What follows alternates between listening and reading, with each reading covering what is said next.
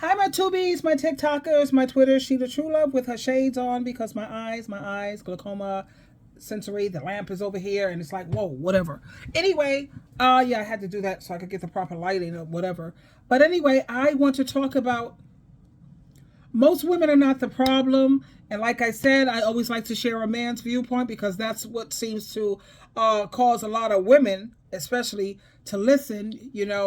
Um, a lot of the times men and people don't realize that women have no problem following men. If you lead, she will follow as long as you're qualified. Women don't have no problem, not really, when it comes to being working with a partner, someone who's qualified.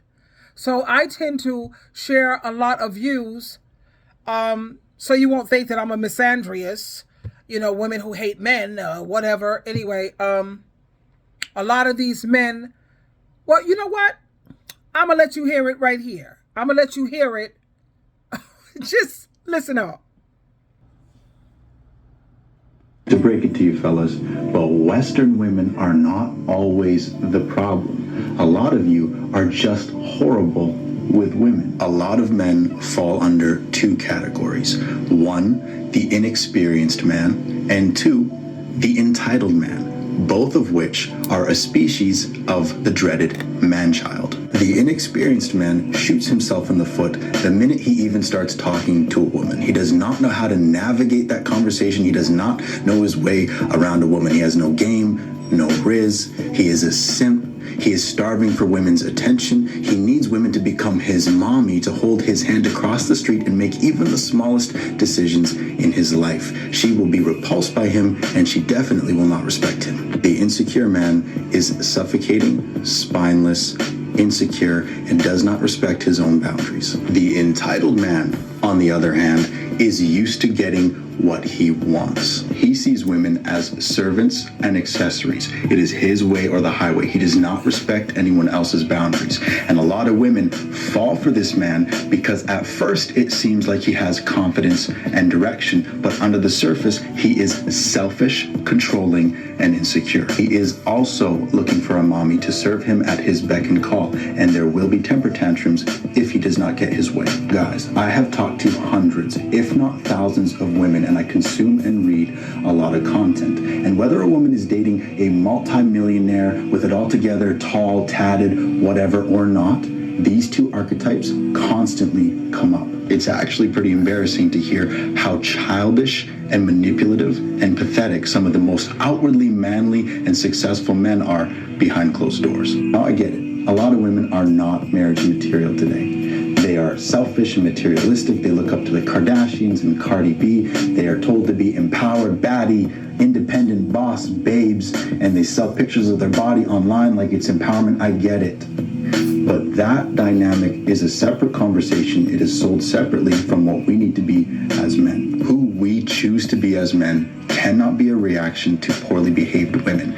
That does not make any sense. That is not leadership. So until we get our own business together and become leaders, how can we be going around complaining and crying about people that won't follow us? And let's keep it 100. The second a lot of you even touch a little bit of power or status or money, you become tyrants using manipulation and fear, not kings that command respect and loyalty. You want to see something better from women? It starts with you, big man. There you have it, honey. You heard it straight from his mouth. A man's mouth, since everybody seems to respect and value what a man has to say. He has an excellent point how a lot of these women are following after these reality entertainers, because they're not stars as far as I'm concerned.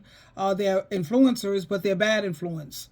You know what I mean? And those are not the type of women that I think a man should be looking for or even giving a second thought to. Come on already. Anyway, a lot of these men, let's keep this in mind, a lot of these men, they think that having material things, having a car, and their penis, the eggplant, let's just put it that way, that's all they need. That's their whole game plan. You have so many men out there who have also, like he said, mommy issues and entitlement issues. Also, you have a lot of dudes out here, they're not looking for a wife or a partner, someone they can share their life with. A lot of these men, they want house and sex slaves. They want slaves. Somebody to take care of their house, clean up, laundry, sex them up whenever they feel like it, whenever they're not cheating with their side piece or she's not available. That's what they're looking for, a lot of these men.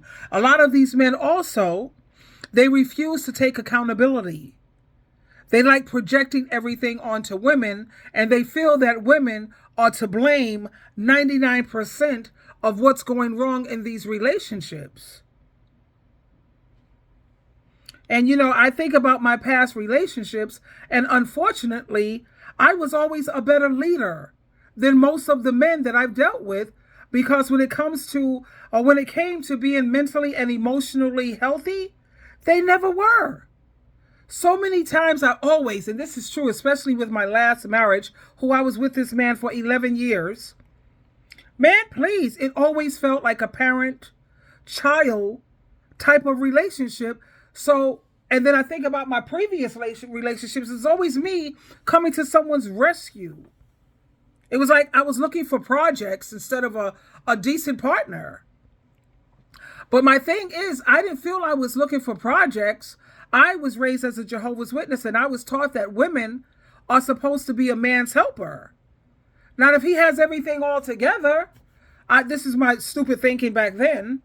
Thank goodness I don't see things that way any longer. You become more refined in life, and you become more polished, and you live and you learn.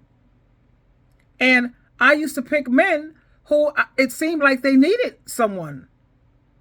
That's where I was wrong. That was a horrible thing, So I had to, like I said, I had to step back and I had to ask myself, why am I picking these type of men?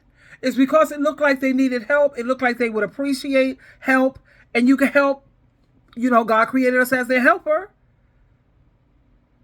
But that was foolish. You can help a man in many other areas, and they can have their stuff together. You can help him by being a great companion.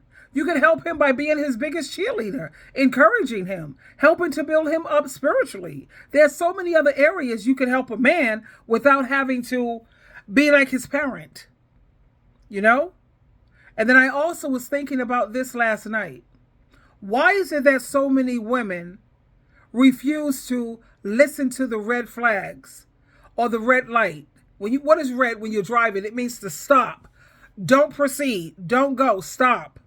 Stop and leave. Red flags. And the reason, well, for me, I can't speak for you, is because we're taught the 80-20 rule. Okay, we're taught that nobody is perfect. And that's why I think a lot of women, along with myself, we have put up with so much, and we overlook the red flags, the warnings. Because we say to ourselves, at least I say to myself, or I've had so many people tell me, well, Sheila, nobody's perfect, honey. Nobody's perfect. So I overlook those red flags, and I put up with crap that I should never have put up with. Nor should you. No, we realize that no one is perfect. At the same time, there are deal breakers.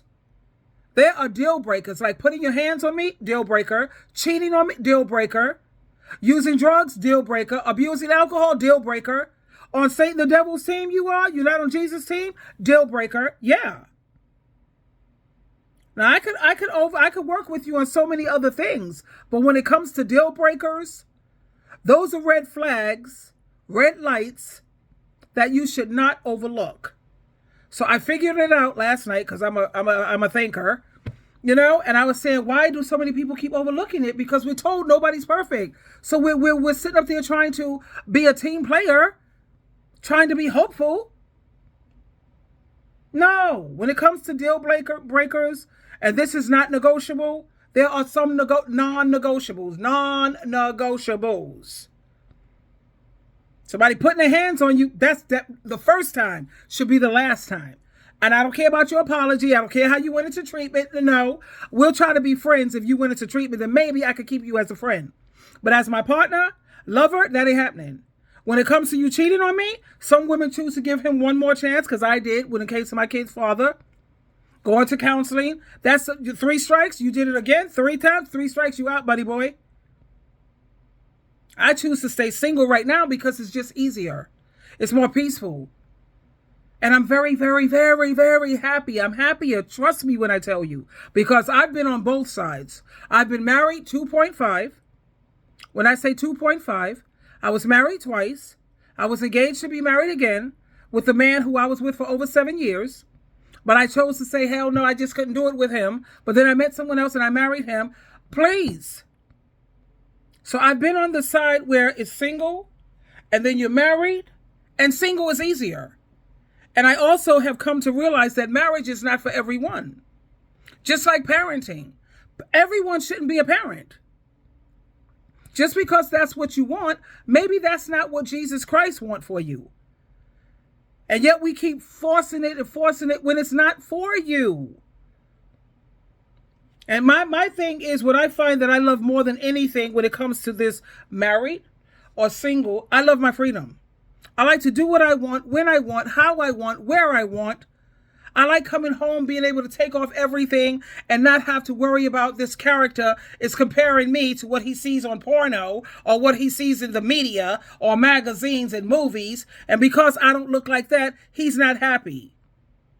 I like being able to, if I want to expel gas, I could do that. Coming home, walking around totally in the buff. Having to cook for no one except for serve my beautiful royalty. And he's the king of this house, by the way. Yes, my queendom. He's the king. Royalty, my fur baby. It's just so easy.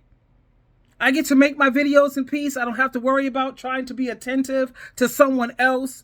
I don't have to worry about when I get promotions and I'm doing well, somebody who's jealous of you, seething on the side, pretending like they're happy, but they're not. No, this is just easier, but that's just me. For other people, because we're all different. You know, what works for me may not work for you. Do you. Find out what's best for you.